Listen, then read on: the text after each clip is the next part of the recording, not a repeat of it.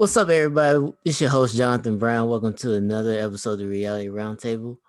I got my man Drew from San Antonio with me. He's part of the Hippie Collective. Sure. If you've listened to the other two episodes with Trey Lynn, they're in a group together called I just said the Hippie Collective. So, Drew, tell people a little bit about yourself, man. Hey, it's Drew at Drew is Dio on all fucking Twitter, Instagram. Uh, I'm shit. I make music with THC, Forever Young.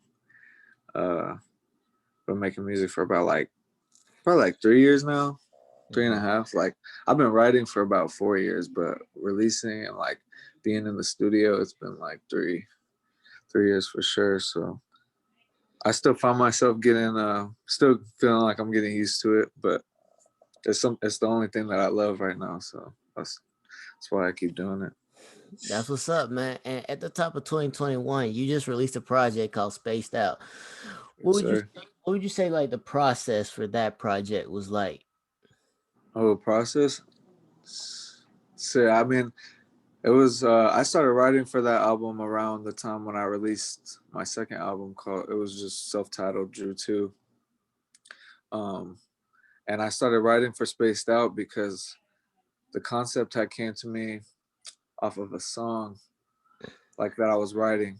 And I think I titled it Spaced Out, but then I looked at it from like I'm like, yo, this kind of like relates to a lot of shit. Like just the saying spaced out, like to me, that shit is like, whenever you find yourself like just in a zone where you have to like literally like you snap out of it and you're like, oh wait, that's not where I'm at right now. Like I gotta actually remember like this is reality, like not what's going on in your head, you know what I'm saying? Like so I just looked at it from that. It's like a very introspective like term. Like you just taking that time to like dive deep. Like in a lot of those songs, I'm saying like I'm getting to the depths of my soul. Like just because that's where I felt myself. I was kind of like I guess soul searching. I didn't really like ever look at it like that, but Mhm.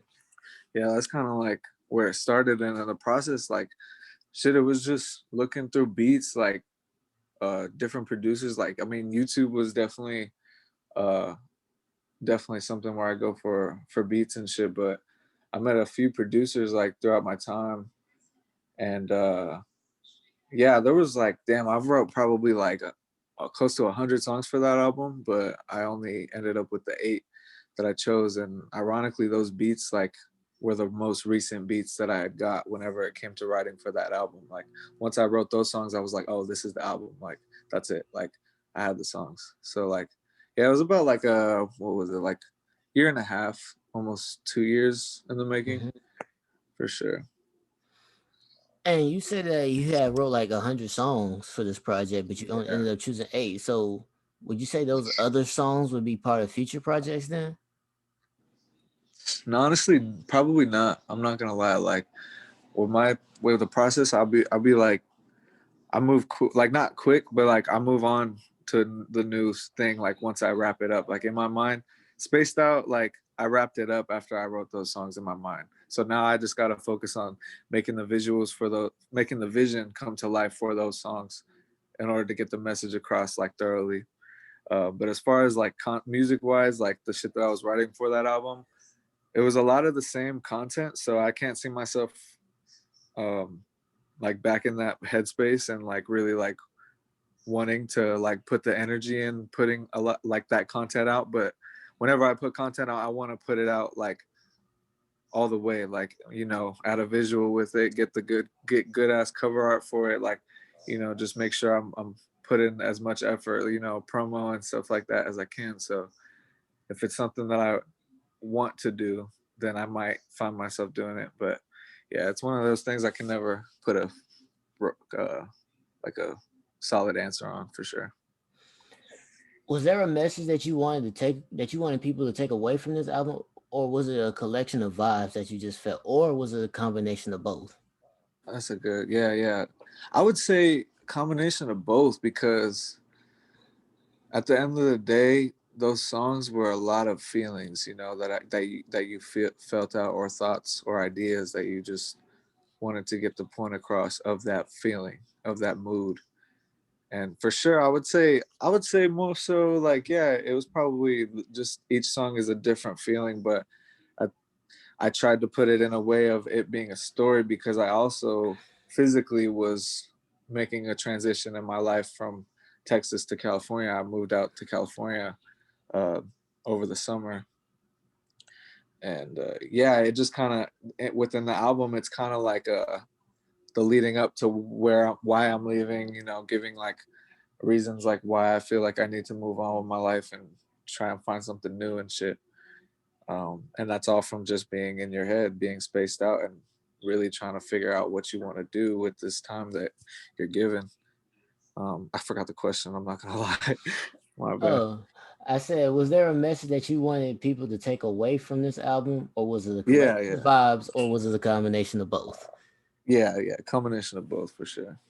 The message would just be, you know, no matter what you're dealing with, everybody out there is going through their shit. You know, so uh, keeping that faith and like uh, trying to always find better is just something you're gonna have to do as a human, or else you're gonna fold and you're gonna like not see better days. You gotta like push yourself. Really, that's all it is. What would you say is your top three songs from this album? From this album, I really liked West Side, the first song. Mhm. I liked Break Freestyle, and then damn, I liked all of them. I'm not gonna lie, but right now, top three, I would say Lucy, Break Freestyle, and West Side. That's kind of similar to me because I got Lucy. Mind you, this is in no order. I got Lucy, I got Break Freestyle, and then I got Not Fair in the Summertime. I just like the Ooh, vibe. I just like the vibes from all three of them, especially Not Fair in the Summertime. yeah. What if you don't mind me asking, what kind of vibe do you take from that? Like what did you take from I mean, I look at it from this album. I think it's just like a chill vibe. It's like something like I can just sit there and like play video games too, which I usually it? do. Yeah. Like I play Madden. Like when I'm playing Madden online, I'll throw this album on. Yeah, That's what I've yeah. been See, doing lately. that's what's up. That's dope, man. Yeah. And how would you say that this project Spaced Out was different from Drew 2, your last project? Um the the content I feel like was just altogether different. The overall vibe. Like I mean, I've always been somewhat of like introspective in my songs, but Hmm. Drew 2 was more so me like performing, I guess I would say. I was more so trying to like ups like trying to like put on a show with that one. This but with Spaced Out, it's more so giving you raw thoughts and raw like shit that comes from me, like who I am as an individual. But Drew 2 was more so me showing you like the artist, showing you what I can do as a rapper, showing you what I can do in my videos, like Hmm. or yeah, just overall the collabs, getting Trey on that album. I had dude named Trecito, Marky, Sosky. Like there were some good features on that album too, and I don't want that to go because that was a big stressor for that last album was I liked those guys and I wanted to show that like artists can like kind of come in on a blend, not so you Hmm. just jumping on what they're doing or and them just jumping on what you're doing. You guys meet at like in the middle. That was for sure what was going on with Drew 2. And then with this one, it was more so just thinking of me coming from an individual standpoint. What do I want? How am I feeling? What's going on in my life? Like for sure. Now that song with Trey Sito, now that's a good vibe right there. Oh yeah, yeah. Tresito's a good artist, man. He could sing his ass off and write too. Yeah, he's good, man. He's tight. Now, would you say that getting somebody like him on that last album, like how would you say like that was different from the other collabs that you've done? Um, I think he's like one of the first R&B artists, like actual R&B artists that I actually like collab with. I mean, Trey has always been like the next best singer that I've been around. I'm trying to think for sure because I don't want to like. But yeah, I think Tresito was the first R&B artist that I'm actually featured on a song with him too called Smoke Alone. We have some other stuff unreleased too, so like shit, that might be coming soon too. Like we never know, but he's for sure one of those that it's not gonna just be forgot about and shit. You know, it's gonna be around. How would you describe your sound? My sound, I try and do somewhat of a like an indie hip hop. I'm trying to like tap into that like indie hip hop. I also like singing a lot, try and do some R&B, but presenting my style, I want to go for like what's that shit called? Like no boundaries, I guess. Mhm. Like just trying to be fluid as an artist, tapping into all aspects of creativity, just trying to like see what works and what doesn't. For sure. Um, yeah, but indie hip hop, I would say that. And you mentioned that this actually I don't know if you did mention this, but this album was 2 years in the making. You Yeah. so you didn't release like a solo project back in 2020. Like what was the reason for not releasing the project back in 2020? Like what took so long for this project to come out? Yeah. Well, because actually, this one was supposed to be back in June, but it just didn't get finished. Like, it wasn't polished all the way. Me and T Woods, like, just knew, like, wanted to do more with it and get, like, polish it up to where it sounded like a professional studio album. I just wanted this to feel like an album, not just Mhm. a collection of songs. So we sat down and all the mixing that he did and the mastering, the little cleaning up that he did, like I can like salute because he's like a genius when it comes to that shit. Like he'll hear stuff that you don't even like think about right away as the artist. Like he'll be like, oh, okay, well let me do this real quick and let's see how you like that. And then like most of the time it's like, oh yeah, that's exactly what I was thinking, or like, yo, like that sounds fire. Like yeah, let's use that. Like for sure, T Woods was good for that one. Yeah, for like the mixing and like mastering of this project, like how hands on were you? Like Um, not hands on at all. I was kind of more so giving him the vibe and feeling that I wanted to go for, and he knows. He just knows. He would tell me like, I get where you're going with this album. Like I had to like sit with it. Like he had to like uh get to that like vibe and like I guess like find the right I don't know all the terms and stuff, but like find the right like the right t- vibe and shit. I don't know how to really explain it from the engineer standpoint because, like I said, like he just hears things that I'm not super aware of yet. I am getting that into that though. Like that's why I'm over there in California because um, me and my roommate we're just kind of more hands on with our music now. We're recording at the crib and like really sitting and mix and mastering. But yeah, with that album, T Woods was definitely the executive producer when it came to mixing and mastering for sure. you mentioned that you're in California, but you're from San Antonio. Like how would you describe the music scene in San Antonio? Dude, I was just thinking about this right now. It's tight. Like, I think it's cool as hell because there's a lot of people. There's a lot of people. Like, there's overall a lot of artists out here. Like, when I first was making music, I was in Cibolo, so I kind of only saw the Cibolo scene. There's THC is there for sure. Johnny Shock, Trey, Emprez, and then Nyx actually is from. We all went to the same high school too, so who else? I don't want to leave nobody out. Oh, Tay Tay went to our school too. Tay Tay made it. Yeah. So just seeing that, and then Frito Gang also. They're all from there. Like, just seeing all that. Like that's a pretty solid scene. Like, bunch of different shit coming from everywhere. Like, any and everybody is like, you know, if you're in around it and like tapped in with it, you'll be able to see like there's actually some good shit. I feel like that's what Trey really stressed a lot. Like he always saw San Antonio like, oh, like just someone needs to get their eye on it and like for real like let it blossom. Like Hmm. and that I feel like there's a lot of truth in that because the more that you look at it, like, and honestly, being away in California, like, and seeing it from far away, it's a dope scene. Like, it's cool.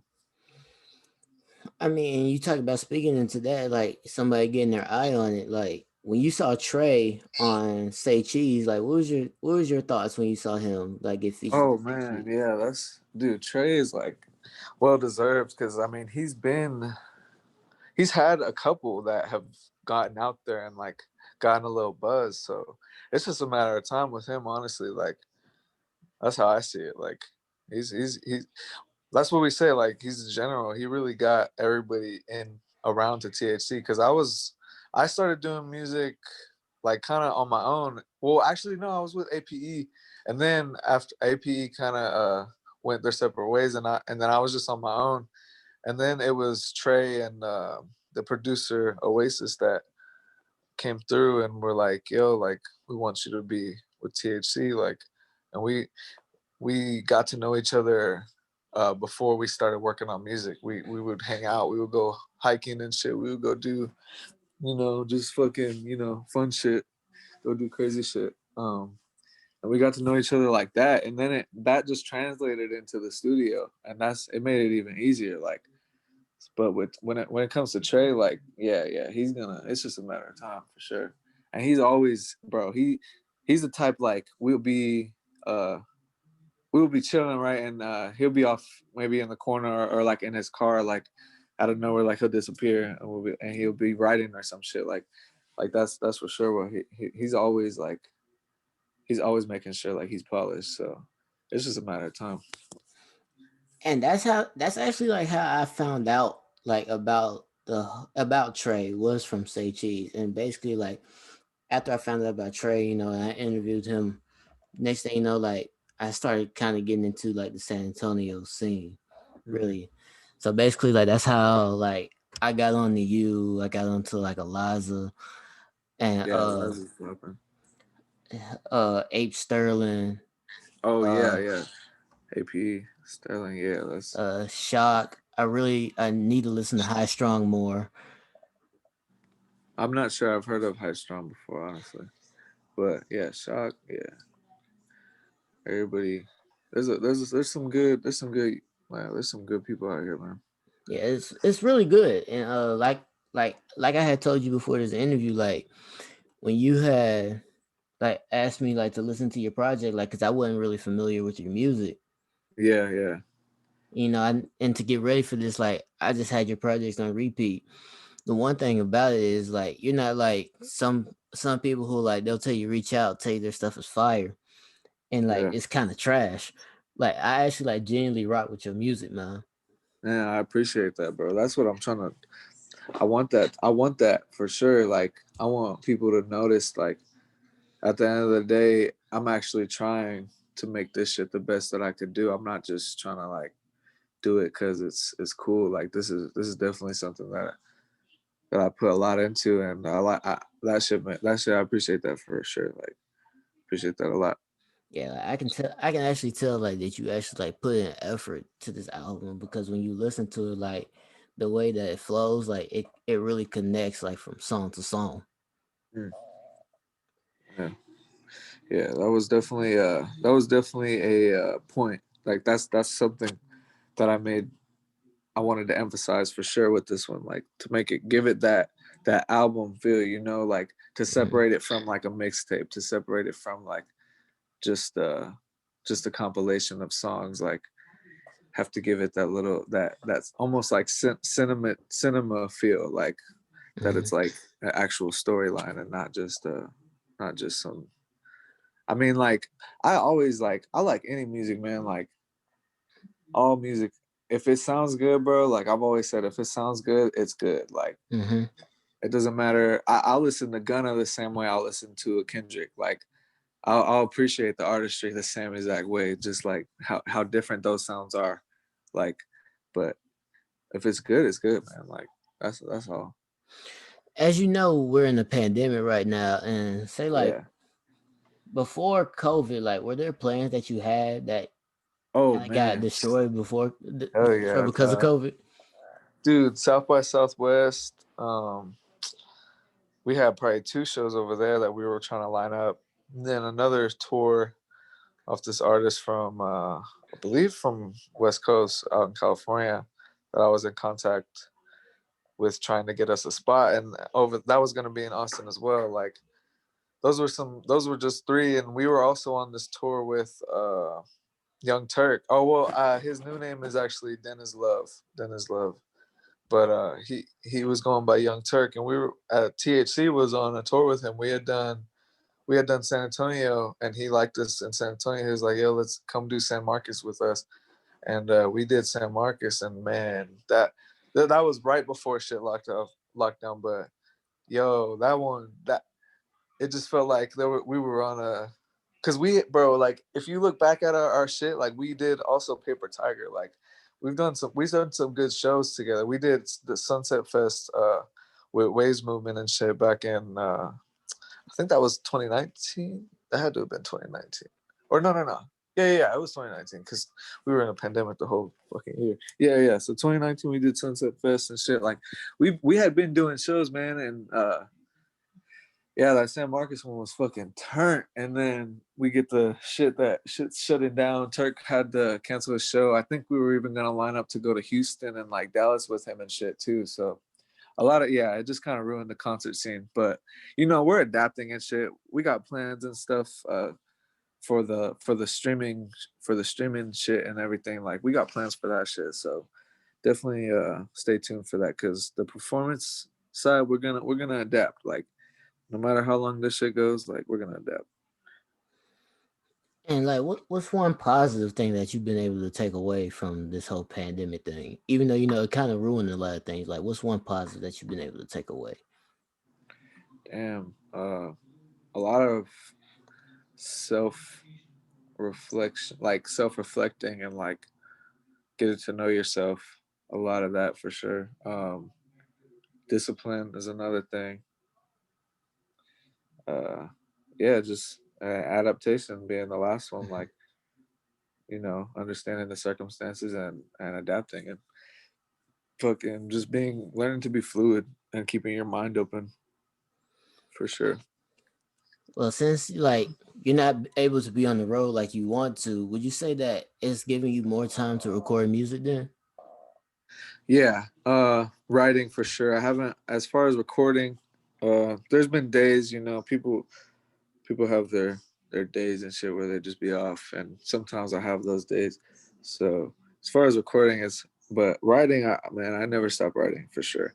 But lately I've been recording a lot. There's a couple songs that I've been liking. So after I wrap this whole spaced out album up, I'm gonna have some stuff lined up already. So yeah.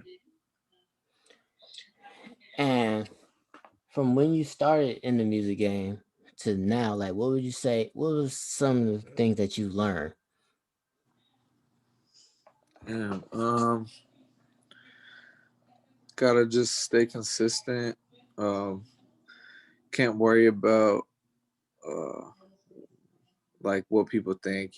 Can't be too worried about who's tapped in with you and who's not. Like at the end of the day, you're not doing this.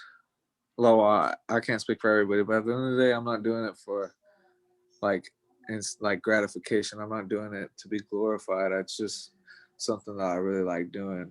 Um, I've learned a lot about the technicalities that go into it. A lot about uh, not getting your hopes up too much, and like just staying persistent, like putting yourself out there for sure. That shit is, you gotta be willing to do all that for sure. It's a lot of that you gotta. But yeah, I've learned to be just. It's made me a better person. I feel like.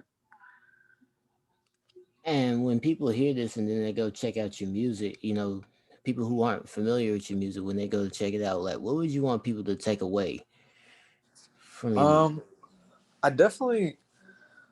I don't know. I don't really mind what they take away, as long as you know, if they don't enjoy it, I would just want them to, you know, don't fake like they enjoy it.